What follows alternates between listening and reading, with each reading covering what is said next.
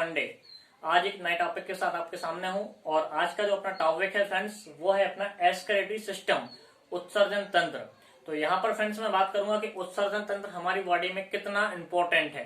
तो जिस तरीके से फ्रेंड्स हम कुछ भी इगेशन करते हैं, कुछ भी हम भोजन खाते हैं, पदार्थ अंदर करते हैं, ग्रहण करते हैं, उसी प्रकार से हमें उसको बाहर भी करना होता है।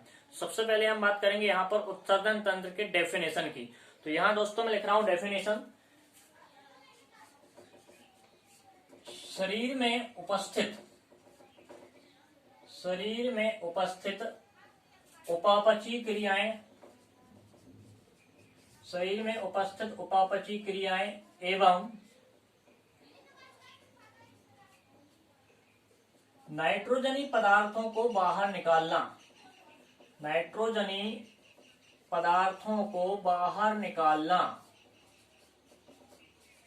यही दोस्तों क्या कहलाता है, हमारा उत्सर्जन कहलाता है। निकालना उत्सर्जन कहलाता है। अब हम बात कर रहे हैं दोस्तों यहाँ पर कि उत्सर्जन के अंतर्गत अभी अधिकांशतः स्टूडेंट उपापचयी क्रियाएं और नाइट्रोजनी पदार्थ क्या होते हैं। तो सबसे पहले हम बात कर रहे हैं यहाँ पर वे पदार्थ जो हम वे भोजन के अपघटक जिन्हें हम डेली भोजन के रूप में लेते हैं, ऐसे छोटे छोटे घटक जिन्हें हम भोजन के रूप में लेते हैं, वो पाचन की क्रिया होती है, वही क्रिया उपापचयी क्रिया कहलाती है। और उपापचयी क्रिया जब पूर्ण हो जाती है तब वो है किसी न किसी रूप में कुछ अपशिष्ट पदार्थों का जो है निर्वहन करती है। तो वही कहलाता है हमारा निर्वहन करना, यानी कि उत्सर्जित करना। उस उत्सर्जित करने वाली प्रक्रिया को हम एक तंत्र के नाम से जानते हैं और वह तंत्र है हमारा उत्सर्जन तंत्र। तो यहाँ पर दोस्तों मैं बात कर रहा हूँ कि उत्सर्जन तंत्र में नाइट्रोजनी पदार्थ भी हमारी बॉडी में एक्रेटेड हो जाते हैं और कुछ उपापचयी क्रियाओं के दौरान जो हमारा खाया हुआ पचाया हुआ भोजन होता है वह सब इसके अंतर्गत आ जाता है। अब इसकी प्रक्रियाएं होती हैं दो, एक तो मल के रूप में और एक मूत्र के रूप में। अधिकांशतः कहा जाता है कि उत्सर्जन क्रियाएं मल मूत्र के रूप में बाहर निकाली जाती हैं। तो एक एज होने के बाद भी लोगों को जो है इन क्रियाओं में कुछ प्रॉब्लम्स आना स्टार्ट हो जाती हैं। तो ये सब जो प्रक्रियाएं चलती हैं किसके माध्यम से चलती हैं, हमारे इस एक्सक्रीटरी सिस्टम के माध्यम से। इस सिस्टम में कुछ प्रॉब्लम्स आना स्टार्ट हो जाती हैं और दोस्तों यहाँ पर जो है कि व्यक्ति को परेशानियां बढ़ना स्टार्ट हो जाती हैं। तो यहाँ पर जो है हम बात कर रहे हैं सबसे पहले इस तंत्र की। तो यहाँ पर उत्सर्जन तंत्र की मैंने आपको डेफिनेशन बताई। अब हम बात करेंगे कि इसके महत्वपूर्ण अंग कौन कौन से हैं। इस उत्सर्जन तंत्र के महत्वपूर्ण अंग, इंपॉर्टेंट पार्ट कौन कौन से हैं। तो सबसे पहले हम बात करेंगे दोस्तों यहाँ पर किडनी। सबसे पहला पॉइंट है किडनी, जिसको हिंदी में बोलते हैं दोस्तों वृक्क। यहां पर दूसरा पॉइंट रहेगा हमारा यूरेट्रस, इसको बोलते हैं दोस्तों मूत्र वाहिनियां।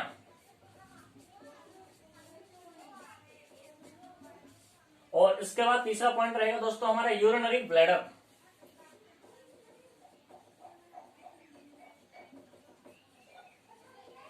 यूरिनरी ब्लैडर, इसको दोस्तों बोलते हैं मूत्राशय। और लास्ट पॉइंट रहेगा हमारा फोर्थ, जो है कि यूरेथ्रा। यूरेथ्रा यानी कि दोस्तों मूत्र मार्ग। तो ये दोस्तों 4 पॉइंट मैंने लिख रखे हैं यहाँ पर। सबसे पहला पॉइंट है हमारा किडनी, वृक्क हिंदी में बोलते हैं इसको। दूसरा है हमारा यूरेट्रस, मूत्रवाहिनियां।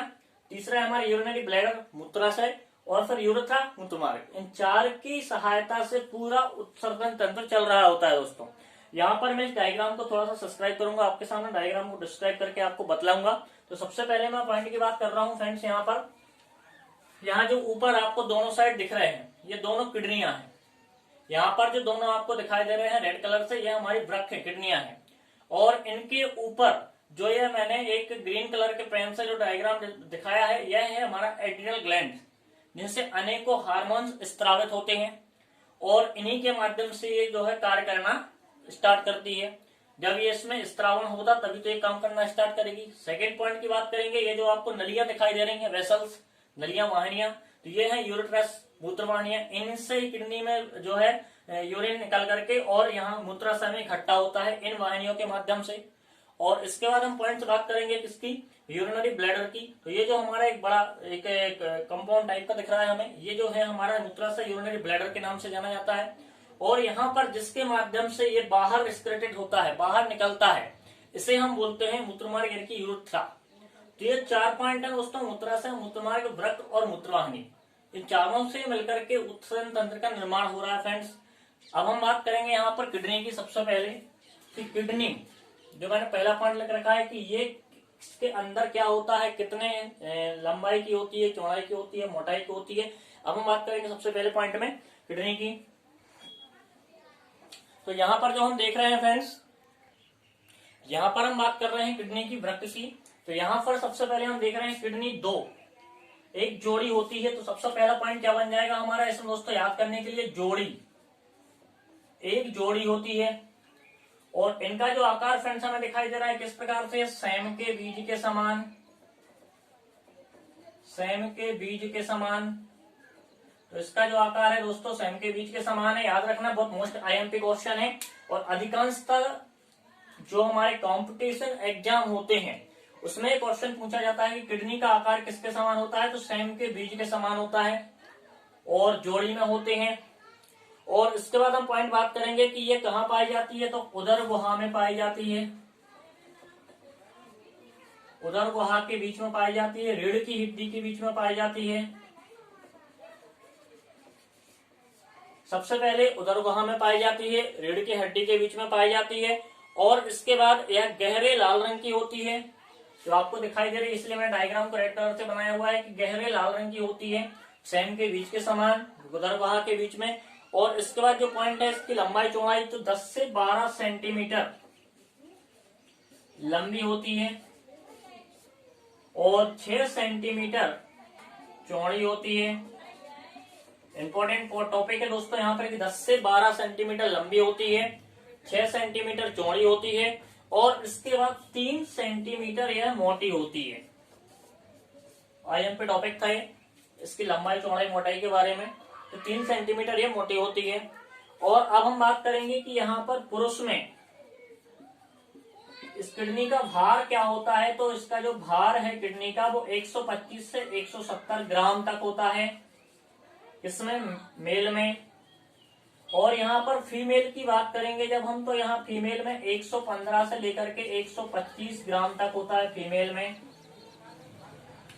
यानी कि मेल एंड फीमेल में इसका जो वेट है दोनों में चेंज होता है। हम ये नहीं कह सकते हैं कि मेल फीमेल में किडनी का जो वजन है बिल्कुल सेम होगा। मेल में अलग है 125 से लेकर के 170 ग्राम तक और फीमेल में अलग है 115 से 125 के बीच में। दोस्तों ये तो हो गई हमारी। इसके बाद अब हम बात करेंगे कि किडनी बाई तरफ की जो किडनी होती है, यहाँ पर जो दिख रही है किडनी बाएं तरफ वाली, थोड़ी सी ऊपर और दाएं तरफ की थोड़ी सी नीचे होती है।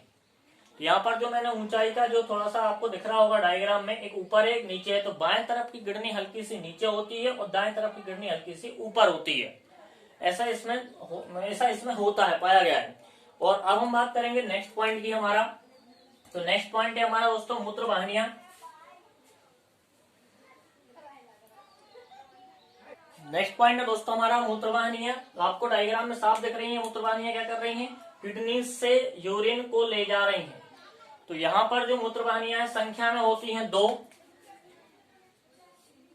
इनकी संख्या जो होती है दोस्तों 2 होती है। और साथ ही साथ इनका जो लंबाई है वो 25 से 30 सेंटीमीटर के बीच में वहां पे बताई गई है। 25 से 30 सेंटीमीटर लंबी होती है और जो काम क्या करते हैं, 1 से 1.5 इंच मोटाई में होती है और मूत्र को ले जाने का काम करती हैं और मूत्राशय तक पहुंचाने का काम करती है। डायग्राम में आपको साफ दिख रहा है। नेक्स्ट पॉइंट की हम बात करेंगे यहाँ पर यूरिनरी ब्लैडर। यूरिनरी ब्लैडर यहाँ जो है मूत्राशय यूरिनरी ब्लैडर, यहाँ पर आकर के जो है यूरिन इकट्ठा हो जाता है और ये जो है एक थैलीनुमा संरचना में बना हुआ होता है। तो डायग्राम में आप स्पष्ट रूप से देख सकते हैं कि ये जो स्ट्रक्चर दिख रही है थैलीनुमा संरचना जैसी दिख रही है, थैली के आकार की संरचना, और जो कि श्रोणी मेखला, जो कि श्रोणी गुहा में होती है। एक श्रोणी गुहा पाई जाती है हमारी पेल्विक गर्डल में और उस गुहा में यह पाई जाती है जो कि थैली के समान स्ट्रक्चर में होती है। तो नेक्स्ट पॉइंट की हम बात करेंगे दोस्तों मूत्र मार्ग। फोर्थ टॉपिक है हमारा यूरेथ्रा। अब यहाँ दोस्तों अलग अलग पॉइंट बन जाते हैं। मेल एंड फीमेल में दोनों पार्ट अलग अलग होते हैं। इन्हीं पार्ट को हम रिप्रोडक्टिव सिस्टम्स के अंदर भी देख सकते हैं, पढ़ते हैं कि यूरेथ्रा में जो यूरेथ्रा है यह मेल पार्ट का अलग होता है और फीमेल पार्ट का अलग होता है।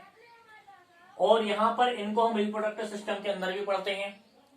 तो मेल में जो यूरेथ्रा का जो पार्ट है वह इस दोनों का अलग अलग है और यह 13 से 15 सेंटीमीटर मेल में और 4 से 5 सेंटीमीटर फीमेल में बताया गया है। और इसी के दौरान जो है स्केलेटन होता है, उत्सर्जन होता है हमारी बॉडी से।